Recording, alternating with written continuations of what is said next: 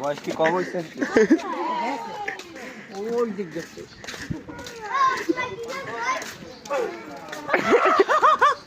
আর কেন হাসকে হাসকে হাসকে রিয়েকশন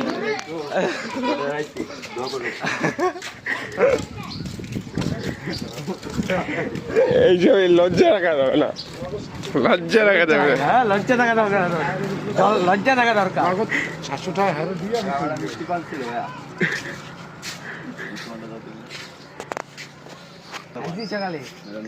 আমরা এমনি তো তোর অল্প বয়সে চুল পেকে গেছে, আম তো তোর দাড়ি মারি সব পাইতে তাইলে হইলো কেমনে?